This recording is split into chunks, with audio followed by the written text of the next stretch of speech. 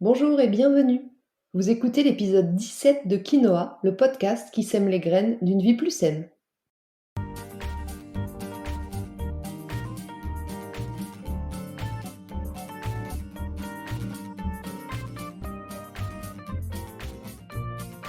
Je suis Julie Coignet, naturopathe et coach santé. Ma mission à travers ce podcast est de vous aider à retrouver ou à garder la santé en adoptant de nouvelles habitudes de vie plus saines et équilibrées. Chaque semaine, le jeudi, je vous propose de parler bien-être, forme et santé naturelle de façon simple et positive pour vous aider à reprendre votre santé en main. Si vous venez juste de découvrir le podcast, je vous invite à écouter l'épisode 0 dans lequel je me présente plus en détail et l'épisode 1 dans lequel je pose les bases de ce qu'est la naturopathie et de ce que ça peut vous apporter. Allez, c'est parti pour l'épisode du jour. Dans ce 17e épisode de Quinoa, nous allons parler de l'automne, cette saison un peu particulière d'entre-deux, une période de transition avant l'hiver pendant laquelle la naturopathie peut vous être une fois encore d'un grand soutien. Quelle est l'énergie dominante de l'automne? Quels sont nos challenges santé pour préparer au mieux l'entrée dans l'hiver? Est-ce que c'est le bon moment pour faire une cure détox? C'est ce que nous allons voir dans cet épisode. Comme je vous le préciserai dans chaque épisode, les conseils que je vous transmets ici sont généraux et s'adressent au plus grand nombre. Je ne tiens pas compte des cas particuliers qui sont eux le sujet des consultations personnalisées ou de ma méthode globale de remise en santé Good for Me. L'automne est ce qu'on appelle une intersaison. C'est une saison intermédiaire située entre les deux saisons fortes que sont l'été et l'hiver. Souvent compliqué à vivre, l'automne est propice à la nostalgie, au retour sur soi, à la réflexion et au repos. Après la folle énergie de l'été, c'est pas toujours simple d'accepter ce changement. Mais si nous décidions de vivre au rythme de la nature, parce que ce sont bien eux les rythmes naturels qui conditionnent notre vie sur Terre. Au printemps, la nature se réveille, en été elle s'épanouit, en automne les feuilles tombent et en hiver c'est souvent l'hibernation. Eh bien pour nous c'est un peu la même, on n'échappe pas à ce cycle. Et pour vivre en pleine santé, on doit être connecté au rythme des saisons. Selon la médecine traditionnelle chinoise, l'automne c'est aussi une saison de transition entre l'apogée de l'énergie d'été, à l'énergie plutôt yang, et la période de repos, l'hiver, à l'énergie plutôt yin. Et en médecine chinoise, à chaque couple d'organes, sa saison. Et l'automne, c'est la période qui est associée aux poumons et aux gros intestins principalement. On s'attachera donc entre autres à les booster pendant cette saison. Alors que la nature commence donc à s'endormir pour laisser place à l'hiver, on entre vraiment dans une phase de préparation à l'hiver, aussi bien pour notre corps que pour notre esprit. Donc acceptons nous aussi de nous mettre un peu au ralenti, de prendre soin de nous et de notre famille, c'est vraiment le moment.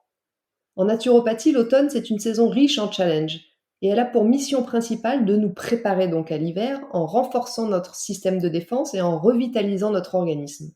Alors pour vous y aider, voici quelques pistes qui ne dispensent bien sûr pas d'un conseil personnalisé, mais qui pourront néanmoins vous montrer un peu le chemin pour les mois à venir. Premièrement, pour commencer, la cure d'automne. On en parle un peu moins que celle de printemps, mais elle est tout aussi bénéfique. La cure d'automne, elle sert à purifier l'organisme, à relancer et rebooster le métabolisme et à stimuler les organes, l'immunité, la vitalité et le bien-être. Tout ça pour garder les bienfaits de l'été, préparer l'hiver, vous l'avez compris, au changement de température, aux journées plus courtes, renforcer l'organisme pour qu'il puisse faire face aux virus et aux bactéries. Elle sert aussi à soutenir le gros intestin, l'organe clé de l'automne dans ses fonctions d'élimination, à bien s'adapter à ce changement de saison et à permettre le maintien ou le retour à la santé en stimulant notre force d'auto-guérison. Alors oui, c'est vrai, notre organisme, il est programmé pour s'auto-nettoyer 2 fois par an, au printemps et à l'automne.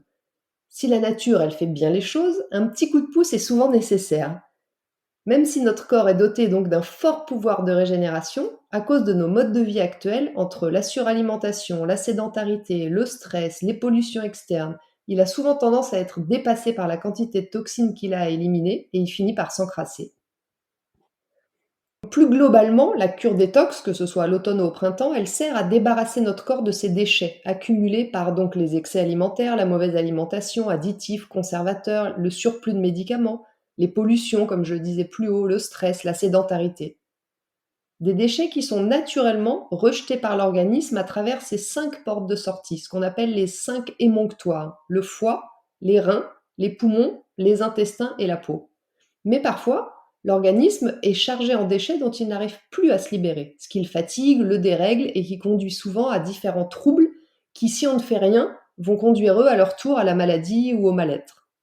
Donc il est indispensable de procéder de temps en temps à un nettoyage de notre organisme pour lui donner un coup de main et le rebooster. C'est l'objectif de la cure détox. Et l'automne, comme le printemps, sont des saisons de nettoyage en naturopathie. C'est donc le parfait moment pour détoxiner le corps et l'esprit, tout comme les arbres qui, eux, vont se débarrasser de leurs feuilles. C'est le moment de trier, de jeter, de faire le vide dans votre maison, mais aussi dans votre corps. Le moment de vous débarrasser de toutes les toxines accumulées pendant l'été. Alors je ne vais pas m'étendre sur comment faire le tri dans votre maison, mais on va plutôt s'intéresser à votre corps. Tout d'abord, sachez qu'il faut de la vitalité pour entamer une cure de nettoyage. Donc si vous êtes épuisé, vous irez beaucoup plus en douceur, voire vous commencerez par une cure de revitalisation avant de lancer la détox. Ça, c'est à voir au cas par cas. Dans le cas où vous avez assez de vitalité, vous allez donc pouvoir démarrer une cure de détox. Et j'aime bien cette phrase du naturopathe Christophe Vazet qui dit: «Les grands malades sont tous de petits éliminateurs». Effectivement, si vous éliminez pas ou mal, les toxines, elles vont rester dans votre corps et elles vont perturber petit à petit votre équilibre, créant ensuite des troubles de plus en plus importants. Alors voyons dans un premier temps les signes d'un encrassement du métabolisme pour savoir si vous avez besoin ou pas d'une cure de détox. Si vous avez des problèmes de peau, eczéma, acné, peau terne, si vous perdez vos cheveux plus que de raison, ou alors s'ils sont ternes et cassants, idem pour vos ongles, ou si vous stagnez dans votre perte de poids, que vous avez de la cellulite persistante, que vous faites de la rétention d'eau, que vous avez trop souvent des maux de tête, que vous toussez, vous souffrez de douleurs musculaires, ou au niveau digestif, si c'est complètement le bazar, vous avez une mauvaise haleine, un transit perturbé, des ballonnements, des nausées au réveil, la langue pâteuse et un dépôt blanchâtre, si vous êtes fatigué, que vous avez du mal à vous concentrer, que vous ne résistez pas bien au stress ou encore que vous faites des insomnies, si vous vous réveillez toutes les nuits entre 1 heure et 3 heures ou tous les matins fatigué, vous avez probablement besoin d'offrir un petit coup de pouce à votre corps pour l'aider à éliminer le surplus de toxines. Et ça tombe bien parce que de fin septembre à mi-novembre, on va dire, c'est la période idéale pour débuter une cure de détox. Alors je ne vais pas rentrer dans le détail de comment fonctionne la cure détox, ce sera peut-être le sujet d'un prochain podcast d'ailleurs, mais sachez que je peux vous accompagner dans cette démarche en consultation. Et pour celles ou ceux qui veulent se lancer seuls, j'ai créé un programme d'accompagnement de 10 jours pour nettoyer et alléger votre corps. Il est en vente dans la partie shop de mon site juliecoignet.com au tarif de 29,90 €. Dans ce programme vendu sous forme de e-book, vous avez 10 jours de recettes et 3 choix de détox selon votre forme et votre envie du moment. En tous les cas, ne vous lancez pas dans une cure de détox et encore moins dans un jeûne tout seul sans être accompagné.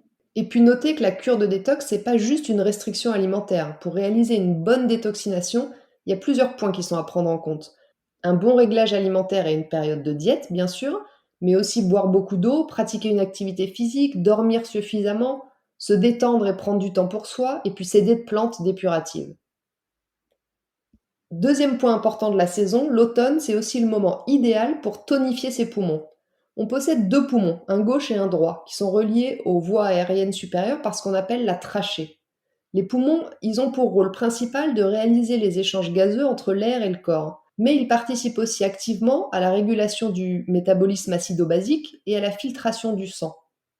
Avec l'arrivée de la saison fraîche, nos voies aériennes, elles ont pour mission de réchauffer l'air qui vient de l'extérieur pour qu'il arrive à 37 degrés au poumon. C'est pour ça que d'ailleurs qu'il est toujours plutôt conseillé de respirer par le nez en hiver. Et leur second rôle, c'est de filtrer et d'éliminer les bactéries. Voilà pourquoi c'est important d'optimiser le fonctionnement des poumons. Ils pourront alors mieux servir de barrière de protection pour l'organisme et c'est tout le défi de l'automne.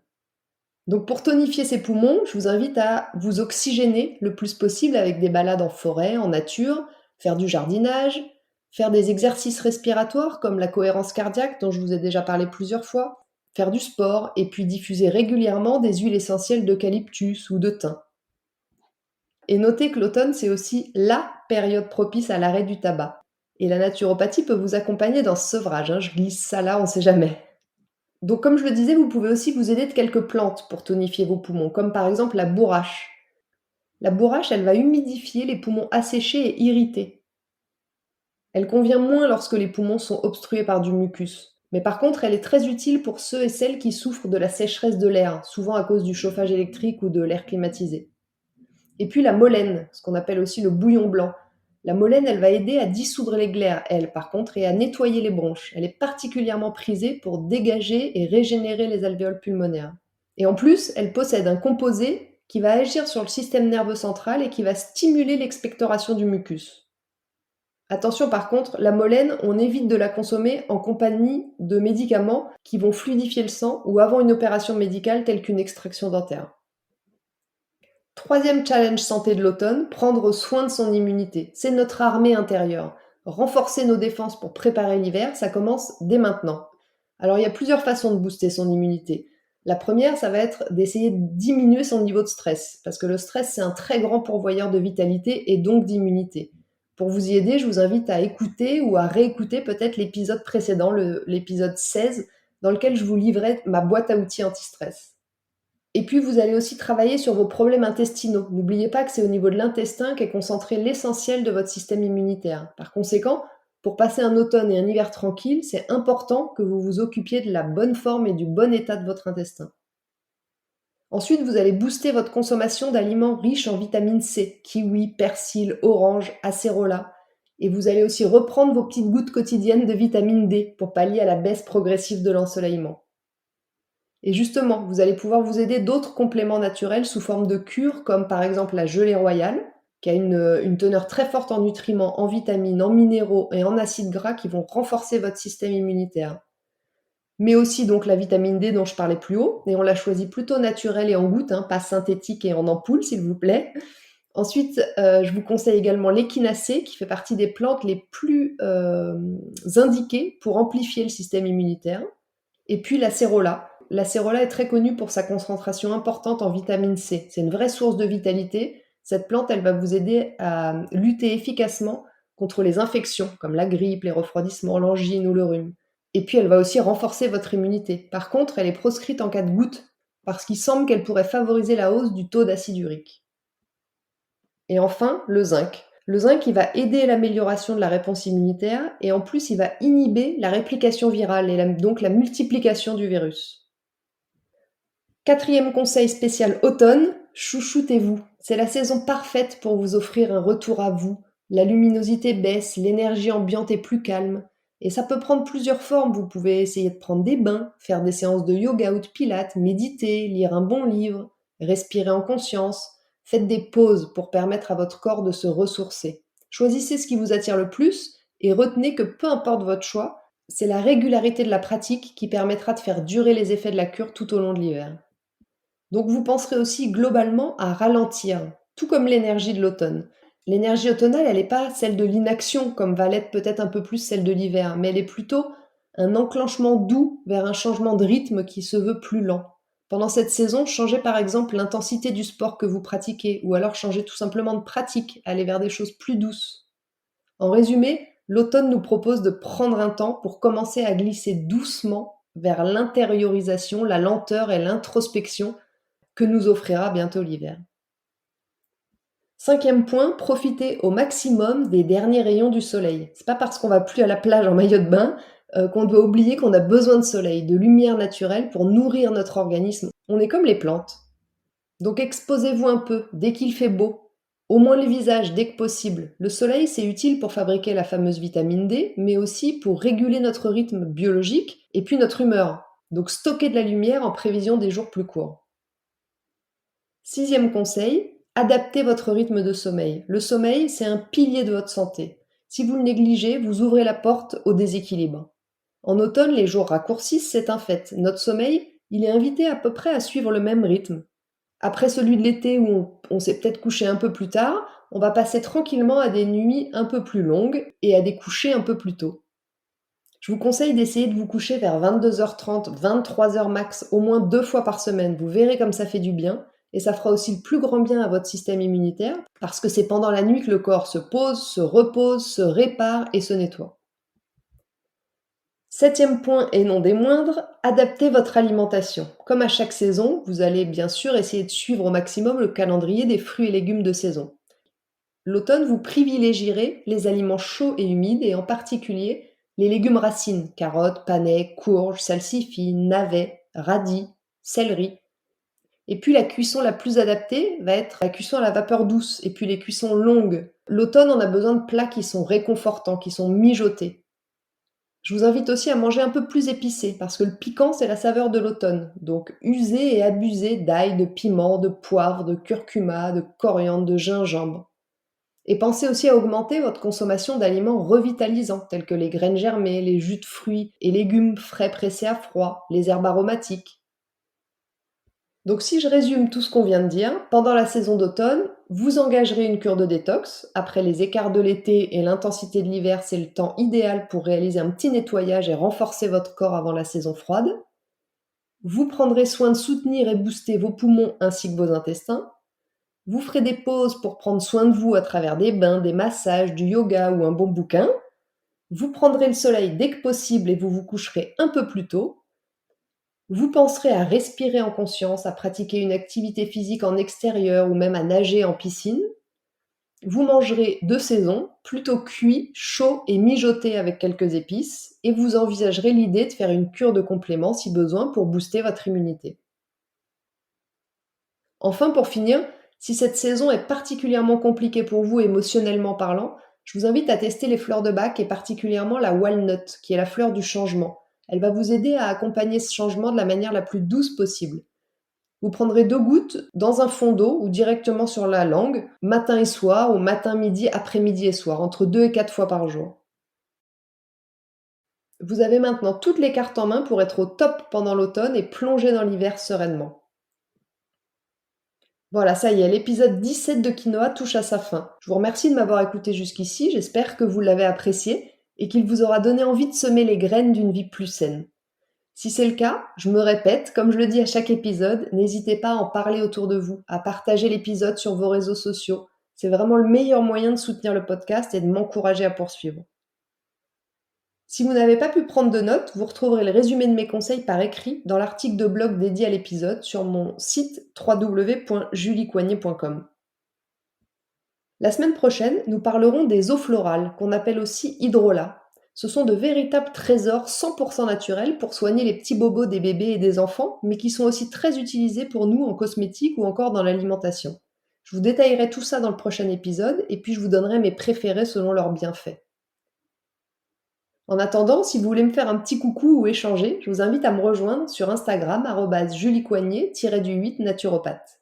Et n'oubliez pas, comme le disait très bien l'abbé Pierre, il ne faut pas attendre d'être parfait pour commencer quelque chose de bien. À bientôt!